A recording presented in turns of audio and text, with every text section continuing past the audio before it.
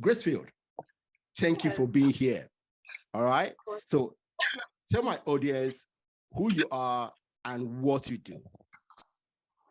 Okay, so Gracefield, like you mentioned, I'm Gracefield Tsado. Like we said already, Yeah. Niger State, from Nigeria, and then all of that said already. Well, to be precise, I am so passionate about people, so passionate about purpose, so passionate about growth, and then have sponsored the growth or the building of a platform currently called GLEEFIELD, and then which is helping me, push my vision, push my passion, and then all of that.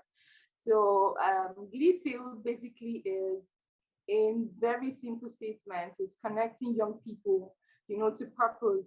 So that's that in very, very precise statement, but then it's so much. And then, well, we are still at the formative age, still trying to start up. Gracefield, let's go back a little bit. See, because when I first talked to you, I was surprised about something. Okay. You are still in school. Okay. Yes. So don't overlook that, okay, because it's important. It's important in your development, in who you are. You are still in school. So tell my audience about school. Okay. Cool. Yes, about the fact that you're in school and what you're doing in school. All that makes a lot of sense in this conversation. All right, thank you. So I'm a final year student, a chemical engineering final year student in Federal University of Technology, Minna, in Nigeria. And then chemical engineering is, to take us back a little bit, it wasn't something I really wanted to do, but then like many of us. I got it wasn't something I really wanted to do. I wanted to do, pharmacy and then all of that. But then, well, life happened, Nigeria happened, and then I'm right here. But then, honestly, if I'll be honest, 5 years down the line, it has really helped me. Engineering is such a very, I wouldn't, of course, advise everyone to take through that field, but then it's really good. It helps logical reasoning, it helps critical thinking, it helps you to be analytic. And then if you relate this to real life, if you relate this to solving real life problems, you are at an edge, honestly, because in engineering, you don't settle for, oh, this cannot work. Oh, no, it can work. Test it. Right. So it's either there is something wrong in what you're doing or you just don't know. So, and that has really helped me, apply that skill to real life, situations. And then chemical engineering as a field even is dope. Yeah. Dope. Very good. Yes. Now, like I said, the main reason I contacted you was that a friend of yours mentioned you. Abel, he was a guest maybe 3-4 episodes ago. So he mentioned you when we're talking about reading, and he said, "Hey, he has 2 friends who are involved in book club and blah blah blah." So when I called you, you now corrected me that, yeah, I'm involved in book club, but you are doing something bigger. Okay, so you just mentioned your company. So tell us more about it. Why did you start it? What you say you want to help young people find purpose and all that. So tell us as much as you can about that. Okay, so first of all, I really want to appreciate Able and then of course your platform. Really, I really feel honored. In fact, that I can be even spotted, it's really it's a sweet thing and I'm grateful. So well, so yes, Gleefield started as a reading home. Okay. So it started in 2020, precisely in my 300 level. So I am a writer, and then I write blogs. Okay. Yeah. What's your the title of your blog? So I don't do it anymore. Okay. Okay. That yeah, there's another story to that. So, but Yes. then in 2020, and then I got feedbacks from my readers, and then they said, okay, why not, create a virtual space where you get your readers, in place, and then whenever you have an upcoming article, something like that, you have them already, and then you just send it there. Because I actually had engaging audience, people Yeah. who are ready. I was writing stories, and then blogs on psychology, love, relationship, and all. So Yeah. if I know this whole thing even started, and then okay, I had them. I am Glee, that's my nickname, and then my readers made it Glee readers. So that's how we even started. So so that's how we even started. And then okay, why keep my audience waiting until my next article? Why not recommend books for them? Okay, Interesting. so it started that way. And then, okay, why not just, besides reading books and besides just writing and then they get to read, why not bring in discussion, talk show forums, and people get to talk about a particular topic, share their opinions. And then that's how we started. It kept graduating until last year. I had one time during my internship, I interned at NNPC Limited in Abuja. Mm. So, and then I saw my boss, and then I was so excited. I wanted to tell him what I was into. Also, I have a community, Glee readers, and we do this. We engage ourselves into book reading. I write stuff, and then he told me something. Gracefield, you've been blabbing, you've been saying so much. What do you do exactly? I realized that we were doing so many things, but there wasn't a central name, a central description. Why am I doing all of the things I am doing? Why Glee readers? What? And then I realized that truly I don't have a defined vision statement. And then since we involved talk shows, discussions, there was even a time we organized an essay contest for Mm. just teenagers, and then we had three winners, two from Akwa Ibom, one from Niger State. And then there was a time, we did talent contests, spoken word, voice contests, poetry. So we did all of these things. And then so it turned out that the readers became limiting, and there was a need for something more encompassing to Glee, and then so when I felt so bad because I met him so excited to tell him this is what I'm into, and then I want you to, and then all of that. But then it took me back to my drawing board, and then I knew I had to really sit down, sit See, down see, and let me tell you, that boss of yours, I applaud him. Okay, I will yeah, tell you something. Once in a while, we meet someone who help us define everything around you. Okay, when I was in Nigeria, I had a boss. In fact, I reached out to him to work for him. Okay, uh, well, he would not. He doesn't like publicity. Okay, but I'll mention his name. His name is Femi Olaloko. Okay, now he's the boss of one of my bosses that was so intense. Okay, he's very, what's the word now? He's very organized. Okay, he's very I don't want to use the wrong adjectives, but let me just say this. He helped me shape my career in banking. Okay. And everything I did after working for him was as a result of me working for him.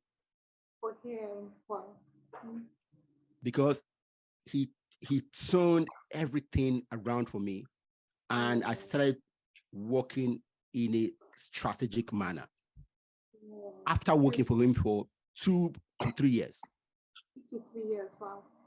Now, when I was working for him, sometimes I get so mad. I'll give you one small story. He wanted me to automate some of the reports I used to do, and he gave me a deadline. And he knew I was traveling to Miami by middle June 2005. Okay. And he told me, I want this done by blah, blah, blah. Unfortunately, I will tell the truth. I didn't do everything I could do to make sure I did that. I tried, okay? I reached out to certain people who were supposed to help me, but they were busy and they couldn't help me. So I didn't do anything. Now, I wrote my application for leave, and then he asked me to come to him, and then he asked me questions about the things I was doing, what he will have to pick up when I'm away. And he looked, and then he asked me for this project. I told him I haven't done it. Do you know what he did? No. Just stood up. He stood up.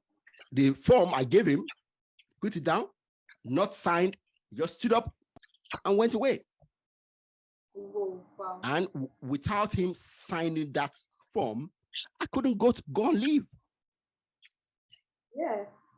Now, that was a week before I was due to travel. Woo. You know what? Gracefield, I will tell you, I completed that project within a week. I learned basic what's the word now? What's the access? I use access, some coding, I did everything in a week. And I gave him the prototype within a week. Now, I was mad. I was crazy mad when he didn't sign my form, but he taught me something. If you don't have any pushback for what you are doing, you wouldn't do your very best to make sure it's done.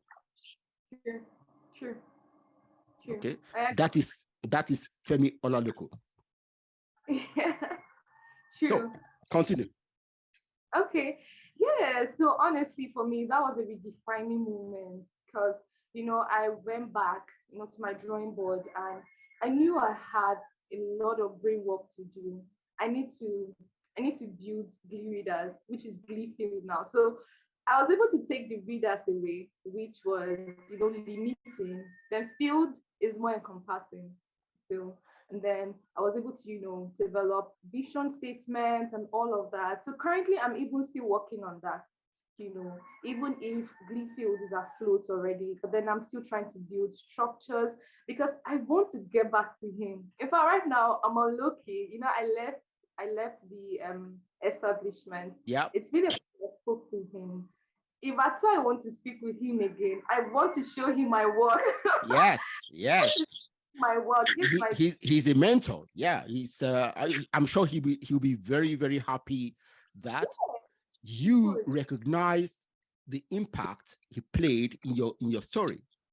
Yeah, okay, true. Because see, if he didn't do anything for you, you wouldn't be talking about him today. I mean, and I'm very sure that to him it was just nothing. It was just a sickness. It was just normal day. Yeah. I mean, I'm very certain that when I go back to him, of course, with a bottle of wine, but here's my document. He'll be so shocked. He'll be so surprised, and I believe impressed because I'm truly going to impress him. Yeah, you will. So how is the platform is going? How is the platform going? Okay, honestly, very well. So a lot has been happening. It's been taking a new form, a new shape. Yeah. Because aside the whole trying to do the structure, we also rebranded. So it's a new face now. And then currently my people, like my community members, they're very great people. They're supportive. I work with a team and then we oversee a community. Yeah. So I think Facebook, we are more than 1,000. Wow. And then WhatsApp, it's a community on WhatsApp, and I think we're over 300. Okay. So currently, even reading a book, Understanding Your Potential by Miles Morrow. Okay. So all of things are in place. So and that's a great man. See, I'm not religious, but I love listening to his preaching. Okay, and I have a couple of his books. Yeah, one on fatherhood. Yeah, very great man. Yes. Good. It's unfortunate that he's dead. Yeah. Honestly, and in a very, very not so good way. Yeah. But then he made that's life. Impact. That's life, honestly. Yes. So, well, GLEEFIELD, the vision is to. So I'm of the opinion as an individual, that people would function better if their job or work or whatever aligns with their identity, aligns with what they are passionate about, okay, with their abilities. Okay. The reason we find a lot of frustrated Nigerians, I mean, Africans. No, you use the word people, because see, what you're doing, whatever is going on in Nigeria, whatever is going on with people in Nigeria, people in Africa, is human centric. It's not African centric. Yeah. Go on. So I really feel that people will be more productive if their work, their job, resonates with their person, and then their abilities. You don't ask me to teach someone to swim when I don't know how to swim, and then you force me to teach them because I need the pay. So, and also people would rather see no need to be someone else if they really know who they are. Okay. So my angle to life, my perspective to life, and my perspective to growth, at societal level, family life, and then, talk about the world at large, is first recognizing your identity, first recognizing abilities.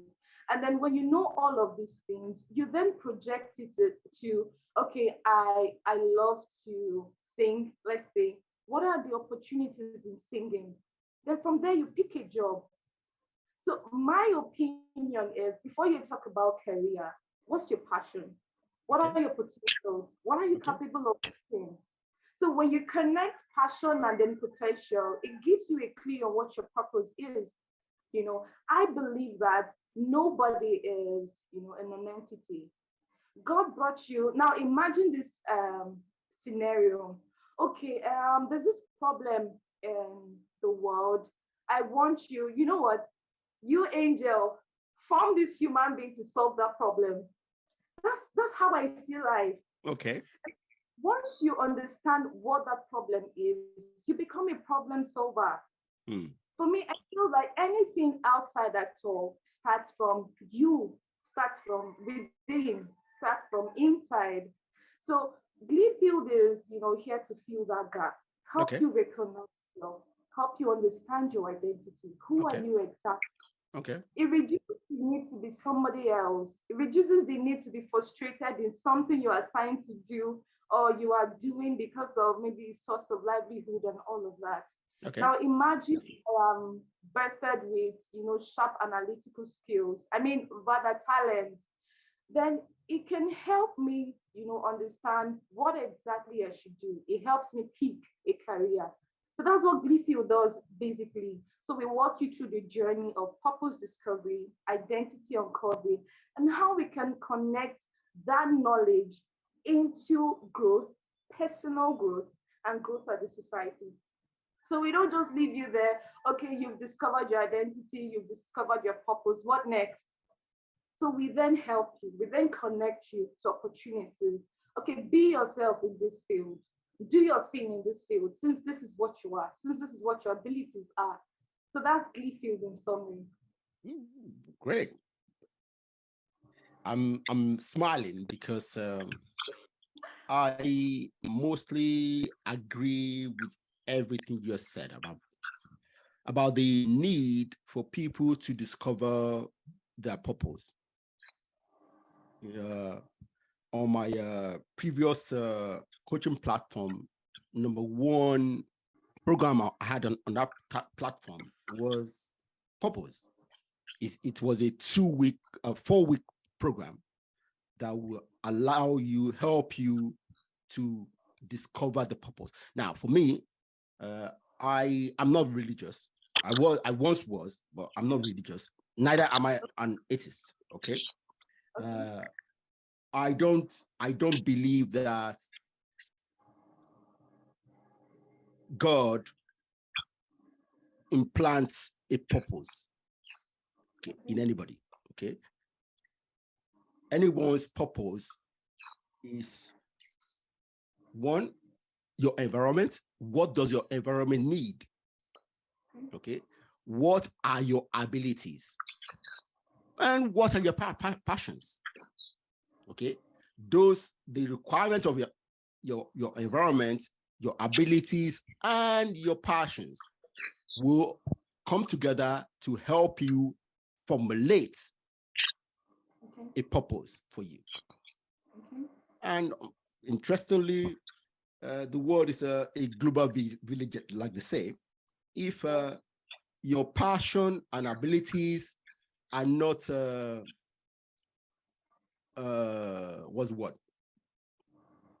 if your environment doesn't align with your environment, well, the good thing is that you can stand up and go to another environment. Yeah, so that's it. Anyway, you are doing a good job, and I wish I would keep in touch to follow you and see your progress. Thank you. Thank you. Good. I engage with a lot of young people. Okay. In fact, I built a platform that with over 10,000 young people, okay, who signed up for my book. The book is a book I wrote an ebook I wrote in 2018. Okay, that's exactly how I came with the name of this podcast. Okay, the book was Think Big for Africa. Okay, so I had over 12,000 people who signed up for that book. Okay, so yeah. So since then, I've been in communication with, and I engage with them on social media. Unfortunately, I have encountered a lot of despondency. Okay, many want to make it big, but are quickly as quickly as possible, but very few are interested to go through the process. Okay. They want to make it, but they are not interested in the process.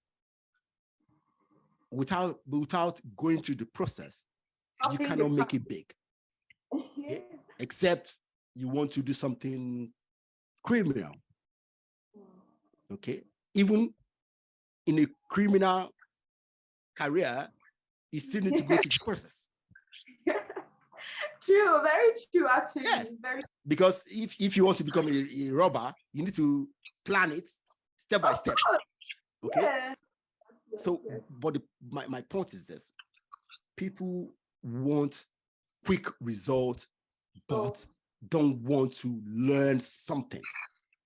They don't want to develop a process. They don't want to learn a skill. What's your view of this? Okay. All right. Thank you.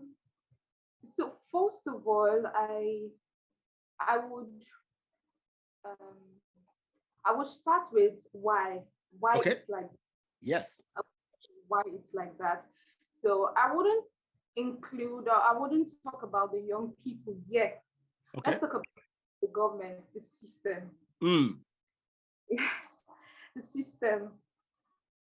I really would desire and I really hope and wish that, the system provides or creates a reward system for hard work. Okay. Because young people have seen it, the lives of their parents. Yeah. A normal, no, rather, an average civil servant might scarcely save 1 million until they've worked for maybe over number of years. Yeah. And they work so hard. If the system can create, a better reward system for hard work, I think this will encourage young people. No, not do it like this. Don't do it this way. This one pays more. Okay. It's the truth. Because young people, we are most times moved, human beings generally, we're moved by what we see. Yeah. What we are taught. If there's a better reward system, so that, let's talk about the intellectual space now. Okay. I don't think so far I have seen a clear reward system, of course, aside scholarships, and which is very good, very smart, because eventually, if you critically look at it, it's still the rich people that the scholarships revolve around. Okay. Yeah. So, in the intellectual space, I have a friend who is full-time into research work. So he presents papers and all. If there's a system that, elevates these people, like creative visibility, let people know that this thing too pays. Not the, I don't know how to sing. I love entertainment industry. I'm not trying to, but then I wish that the same energy can be, driven into the intellectual space. Let people know that to be good in school is good. Now, the general adage is school has come, because school has barely helped any young person out there. So I disagree. Okay, see, I disagree because I will tell you, you and I, school has helped us. Yes, true. Okay, good. And if you find anybody that is doing well, somehow school has helped each of them. Okay. Now, I think what we are trying to say is that we haven't built a system, like you're saying, that shows people how school will help them. Okay. It's only those people who have an external out of the system, the school system, someone who shows them, like your boss, okay, showed you, yes. For me, my father, hey, he shows me this works, okay, even though he didn't make a lot of money. Now let me say something. Yes, the government need to build a system that rewards hard work. Merit is the key.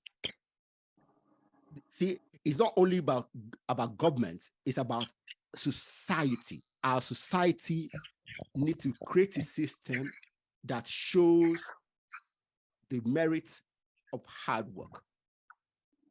Now, I will tell you this, and I believe this. Unfortunately, for the last 40 years, you were not born then, okay? But I see, I remember it because I was a kid 40 years ago. The decline of meritocracy has continued. Unfortunately, I say this all the time.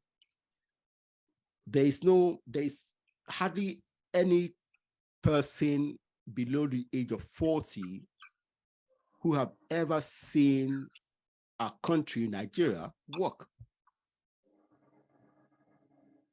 There's hardly anyone below the age of 40, Okay.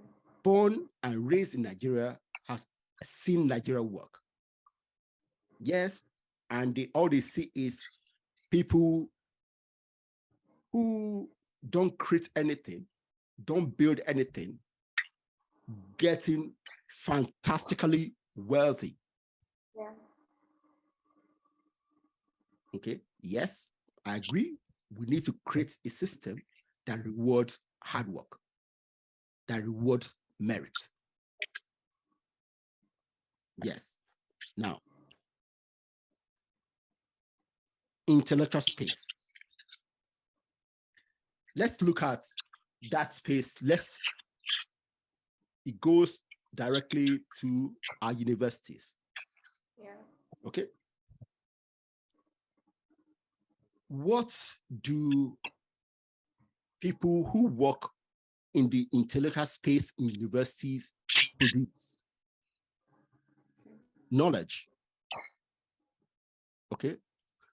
And how many of your current professors have written a book in the last 5 years? Okay. Okay. See my house, I have books everywhere. Yeah. Written by people in the intellectual space. They write books. They push out their ideas for people to read. Yes, unfortunately, schools, our government, because our universities are predominantly owned by governments, they're doing an incredibly bad job. Yeah. They don't fund research. They don't fund anything. Honestly. Okay. Honestly. Yeah, they're doing incredible bad jobs. Honestly. Okay. Now, I've said this for the last 15 years. If you know about Lagos, back then, I don't know if I think it still continues, but I don't know how to the extent. I haven't been in Lagos for a number of years. Back then, I think it's either the third Friday or fourth Friday, when the church on the express road going to Ibadan, they do the monthly whatever. Okay. So a lot of people from every part of Lagos are migrating to that event. Okay. The roads in Lagos are blocked. See, sometimes you might leave your office by 6.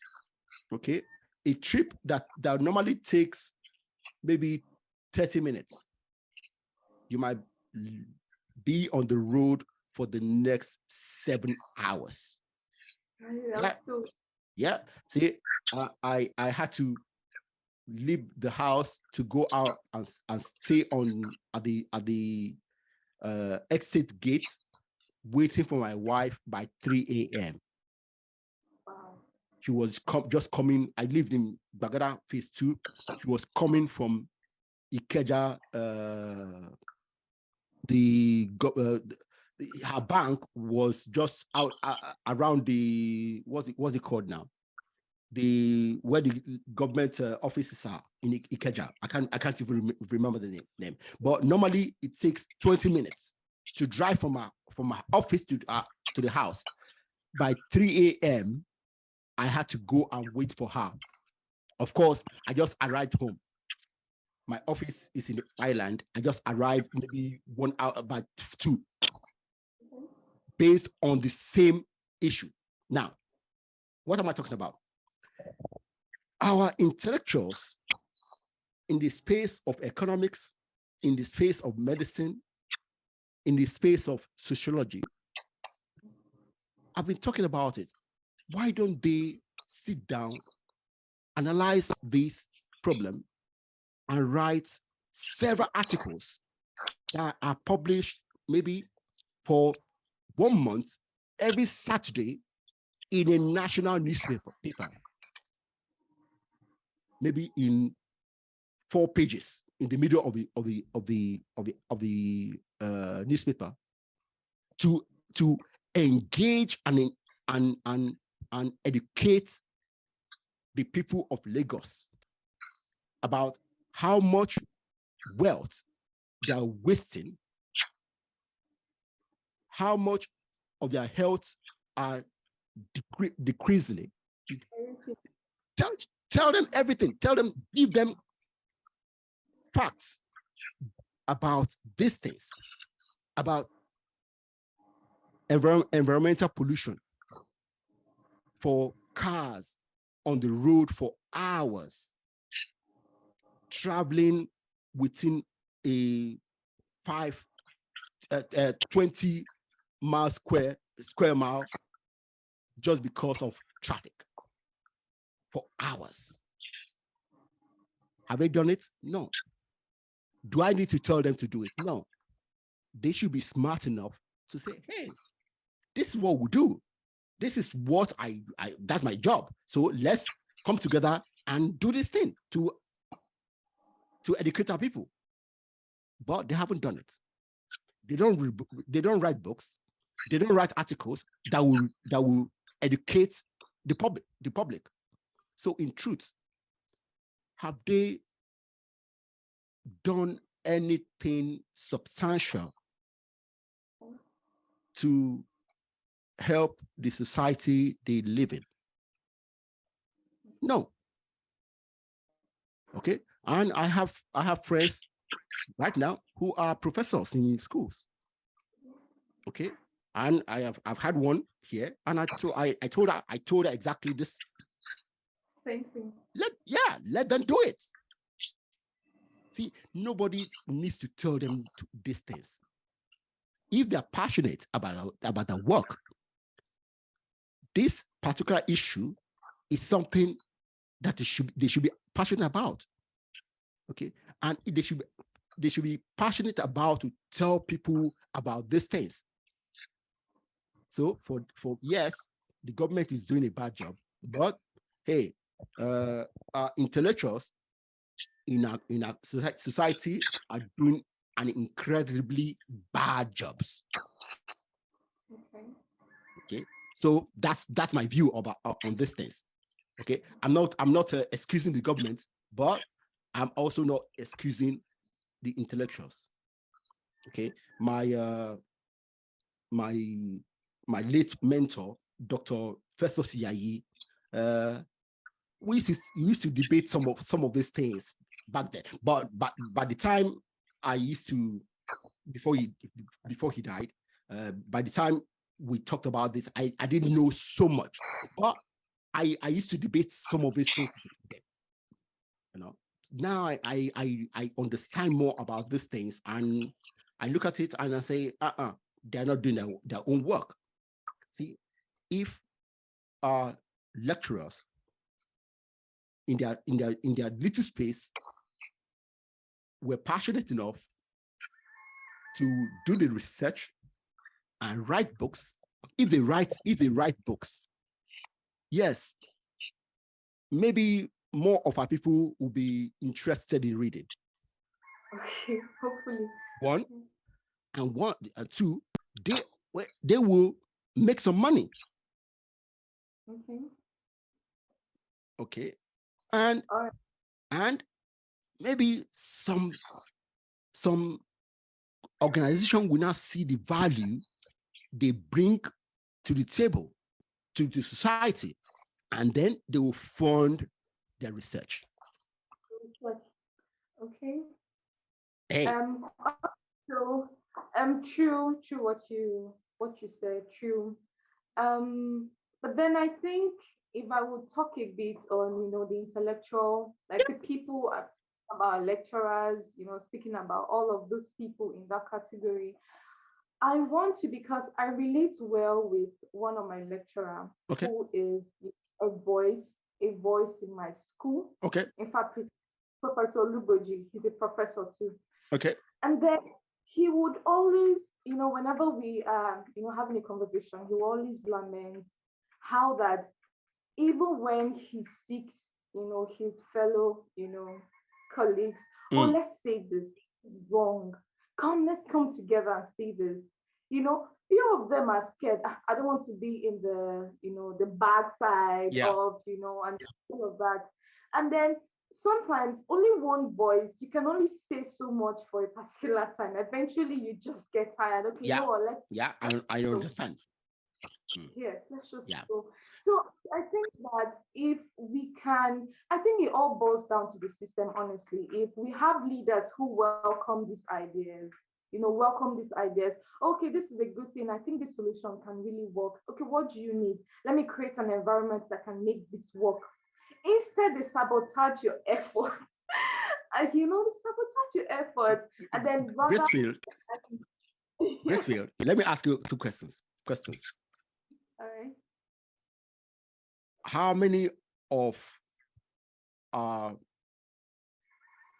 federal leaders have been well educated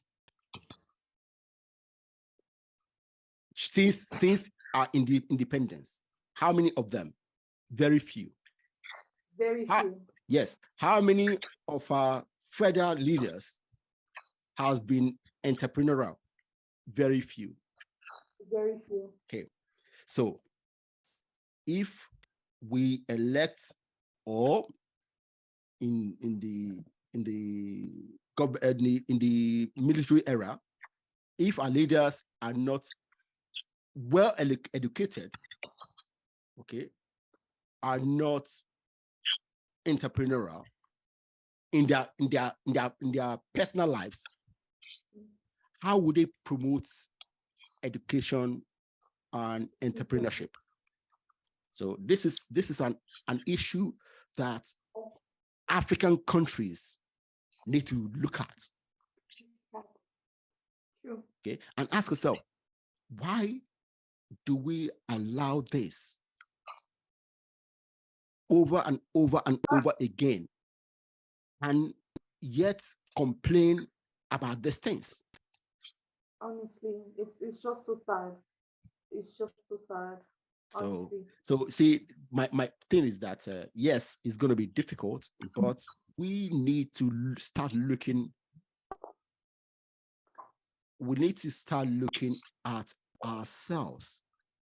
Okay, see, I would not lie to you. It's going to be hard. Okay, Okay. but yes, but someone needs to do it. Yes. Someone needs to speak out. Yeah. It's going to be hard. Okay, but if you don't speak out, then nothing will change. Nothing will change. Honestly. Yeah. Nothing So will change. this is going I, to be a big issue I was for the going to next talk 20 about years. yeah, I was going to talk about the second, why, Yeah. let's believe, the government, the society at large. In Mm. fact, why I also wanted to buttress that the society has over time developed a wrong definition to success. Oh yeah. And then everybody believes that when you're successful, you definitely have material things accumulated somewhere. So young people think, okay, since that's a measurement, since that's a yardstick, do it wrong and then just get the glory in quotes and then all Mm. of that. But then let me even move to young people now, ourselves. Ourselves over time I have related with my peer groups and then all of that in school, workspaces and all, and then I even I came across a lady because I know that I beg she doesn't have any strength to work. Work what? I mean, one rich man should come and marry her.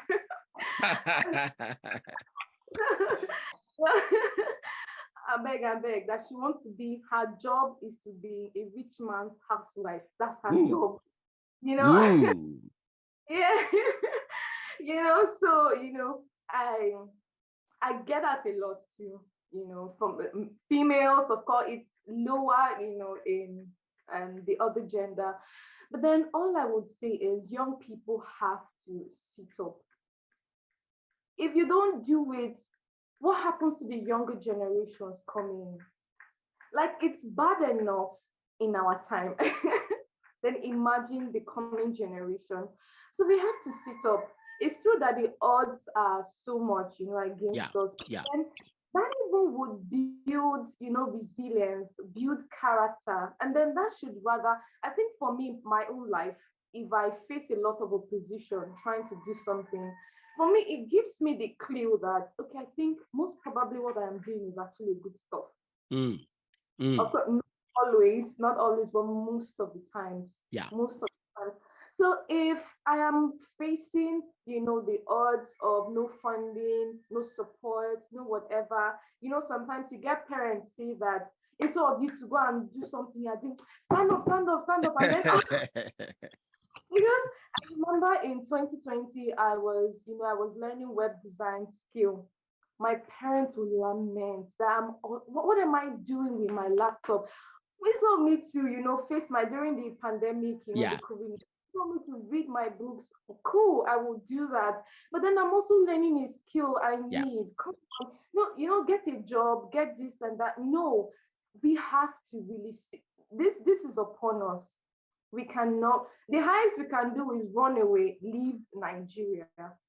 But you have families here, and then we have to better Nigeria for the coming. I mean, even if, let's say, I japa in quotes, my family members are here. I have relatives here. I have friends here. So just like you're doing, you're over there, but then you're trying to see how you can play your own role. Yeah. I mean, so it's upon us to make things better. I mean, because if it's over here, we can complain, and then that's where it stops. Do the work, put in the effort, pay the price. And then, like Gleefield stands to do, okay, settle down. Like, I would always recommend The Alchemist, by Okay. Paulo. Yeah. And, okay, read that, settle down, get your mind fixed. My dear, roll up your sleeves and dip your hands into the mud and work. This has to work. I would always, advocate, hard work, of course, working smartly too, and all of that. But then, I mean, young people out there, we have to put in the work. Stop skipping processes. Yeah. One of my friends said, he said that the way you can measure how whatever you're building will be sustainable is how much process you went through. If you go through that process, it enables whatever you're building to get sustained. Yeah. All of this, I want to blow now. Come on, I also want to blow, but then I have chosen to pay the price. So that when I blow, of course, your blow will be sustained. Yeah. Exactly. Yeah. My blow will be sustained. And then, my mentor, he would always say that it's only someone that is standing well that can help other people. Yeah. So you build capacity over time through processes. So why amass wealth that when EFCC say this, you're already panicking? And I mean, I can just sit down with my money. I have proof. This is this is that, and then nobody. I'm not scared. So I shout out to young people all over there, but roll your sleeves, dip your hands into the mud, and work. What smart? I agree with you. I agree with you. See, this is when it comes to what has been going on in our countries in Africa, I personally blame my generation. Okay, people born from the 60s to 70s. I blame us. I see this is the maybe more than 10th time I've expressed this on this podcast, and I will continue saying this, okay? Because I want as many of us that listen or see this on YouTube to step back and think about it. You see, the people who gained independence for African countries, they did, well, maybe they didn't do the best, but they did something, okay? They gained independence. That's something big. Yeah. Okay. Now, people coming after them didn't do, should have done better, but they didn't. And people like me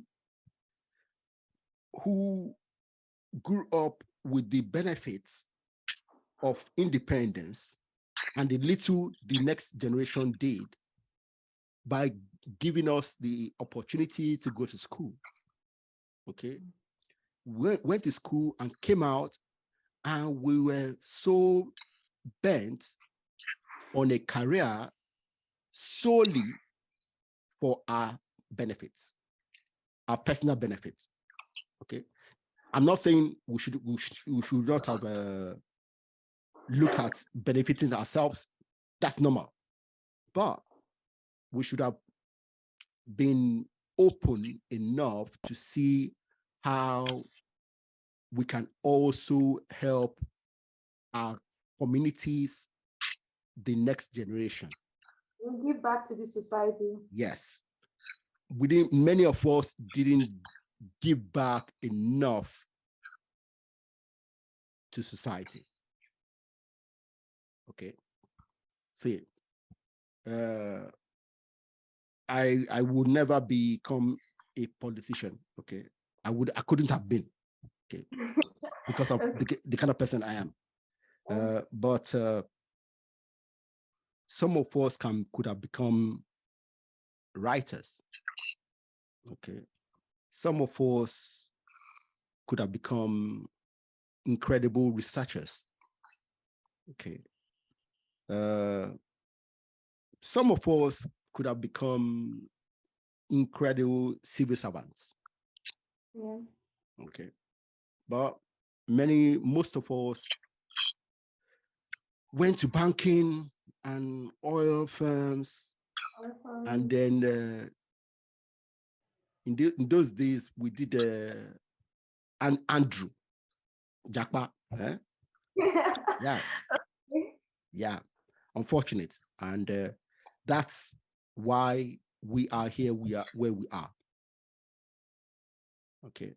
Now, I want to beg and encourage your generation not to be that way. Okay.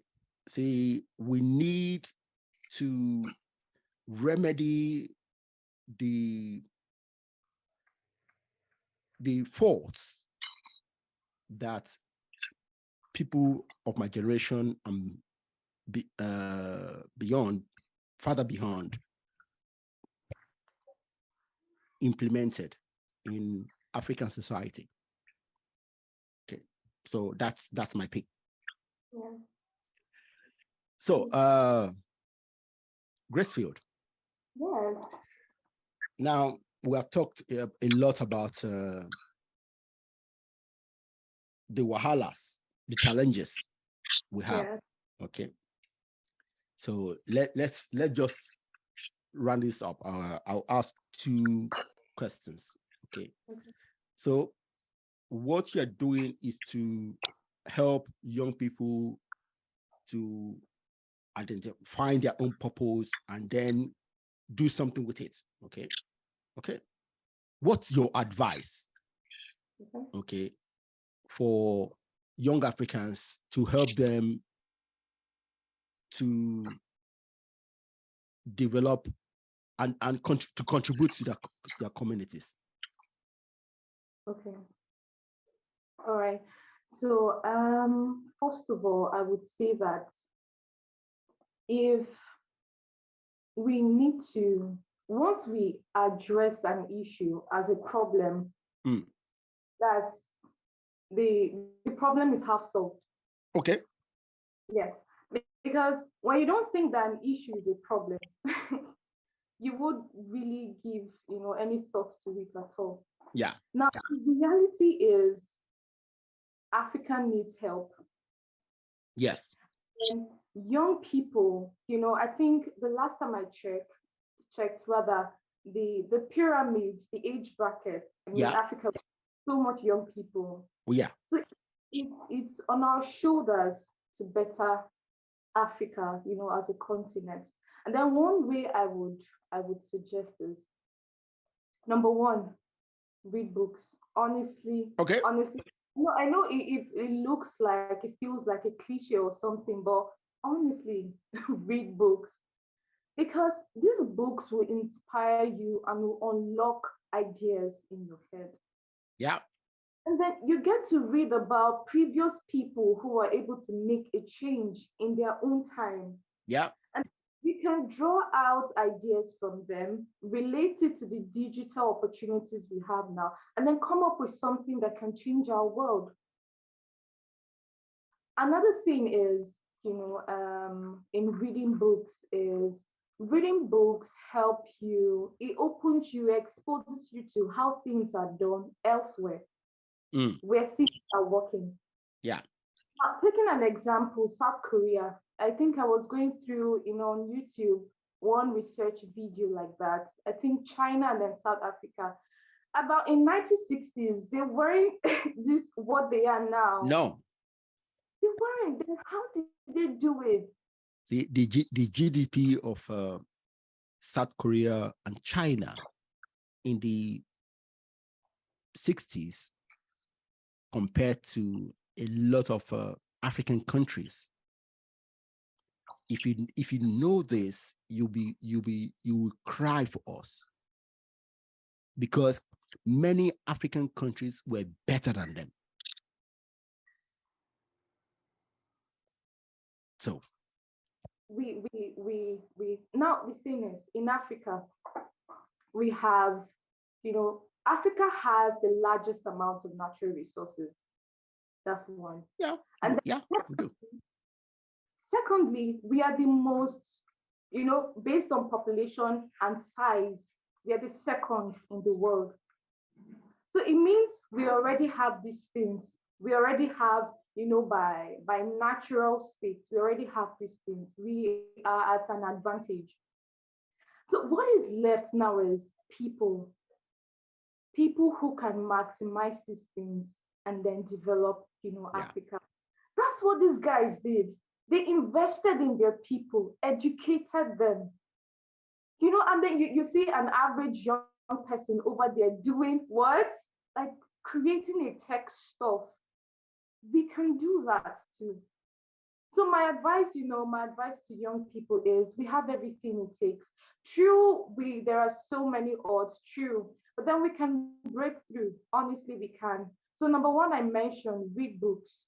So you can, connect to other people and other ways or systems, the way things are done out there, and then connect with people who have done great things in the past.